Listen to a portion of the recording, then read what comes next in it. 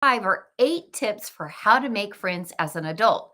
I did a live around 5 a couple maybe months ago about the importance of lifelong friends, and it has over 16,000 views just on one platform. So I know this is something that's important to you. And I think part of the challenge in our lifetime now is how do we make new friends, right? First, we have the whole uh, everybody's busy, right? We've overscheduled in this day and age. We certainly have the over post pandemic situation where we kind of got used to being on our own and getting at, and being at home. There's more online interaction. A lot of us work remotely. It's just not as clear. Like, where can we meet people that we might really connect with, that we would have that really solid friend to lean on, if you will, because that's really critical to resilience is you want to have people around you. And I'm not talking about 100 people, right? 5 people around you that you can know, love, trust, and lean on, and you will do the same for them. That makes life wildly better and incredibly more powerful to you when the rubber hits the road and you need to go into your resilience bank. One of the things I teach in my resilience course is that we all have a bank of resilience. And a lot of the times, the reason we feel overwhelmed is we are at the end of that bank. We have done all the withdrawals. We are going into negative numbers in that account. Having friends will help you add money to that account, add resilience to that account. And so here are 8 ways that you can do that. First, pursue your interests. It's really critical that the friends that you make and the people that you get to know like the kind of things that you like, right? If you are, oh my gosh, I love to go on vacation to the beach, we should go to the beach. And everybody you know is like, oh my God, I only ski. Why would you go to the beach? That's terrible. You're going to need to look for some friends that might be interested in what you're interested in.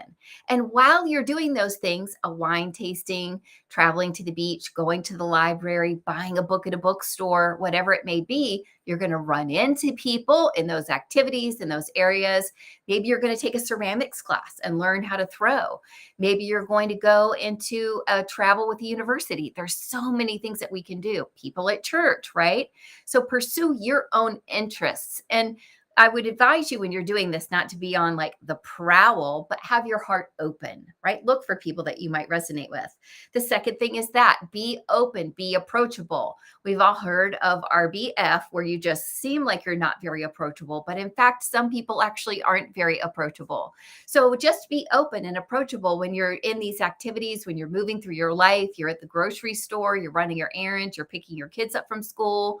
Try to make sure that if there's someone out there who might be the perfect friend for you, there's actually an opportunity to interact. Maybe what you interact about is that you hate school line pickup. You hate school line drop off. You don't want to talk to the other parents who look all put together. You're looking like you just got back from walking the dog, like I do, right? So I'm not saying always be blessed and ready to present and perfect. I'm saying be yourself and be open and approachable. Third is attend social events. This has become harder and harder for some of us who got really into the whole, I don't have to do social events anymore. This doesn't have to be some grand gala. It can be as simple as the tea after church. It can be as simple as going to a speech at your local library or university. Maybe an author comes that you really love. Look for things that you might like, events that you might like. If your partner is going to an event, like your husband or your wife has something at work, go with them, right? Be the plus one at things. This is going to require you to potentially move outside of your comfort zone. And so when you're there, if that's really not your happy place, look for other people where it seems like it's not their happy place. Or if you're an introvert, look for that extrovert that you might be able to be like, hey, you're my extrovert friend. You're going to help me start conversations. You're going to see me and adopt me and help me ride along with you, right?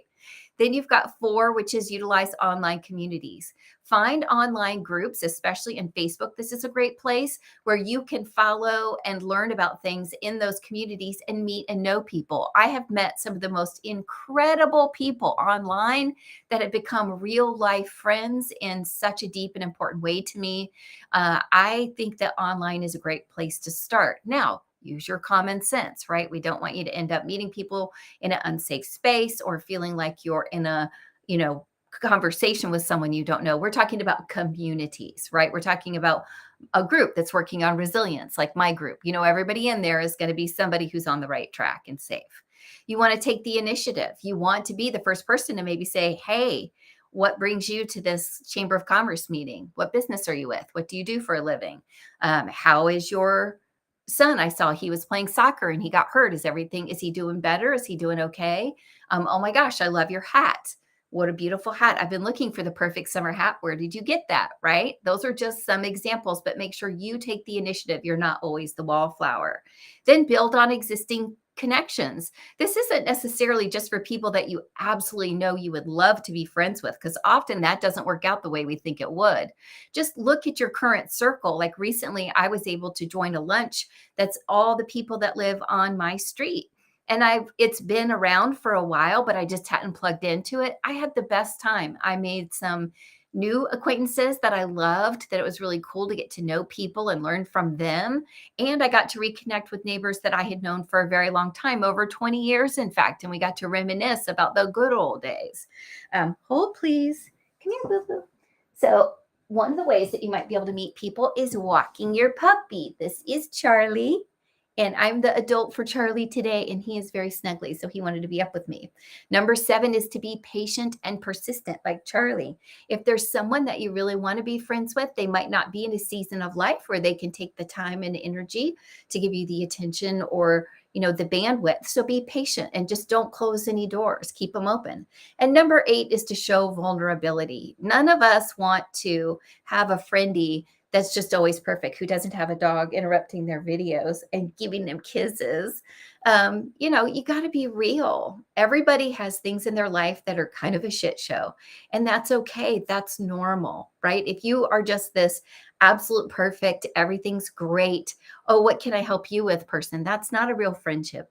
You want a friendship where you can really lean on somebody else. So the next topic that we're going to talk about, this is about how we can make adult friends. And the next topic is going to be how we can be a really good friend, because this is clearly something, in order to be resilient, we're all kind of working towards and with. I'll tell you, one of the things that happens to me often is when I get together with a friend who I haven't seen in a long time, we always say, oh man, I wish we should do this more often. So this is your sign, your call to action, if you will. Call a friend that you've been meaning to get together with and make a date and have lunch or a coffee or a Zoom, but get together with your friend. Right, Charlie? Thank you guys. Have an amazing night. I look forward to seeing you back here tomorrow. And I'll be snuggling with Charlie after this live around 5.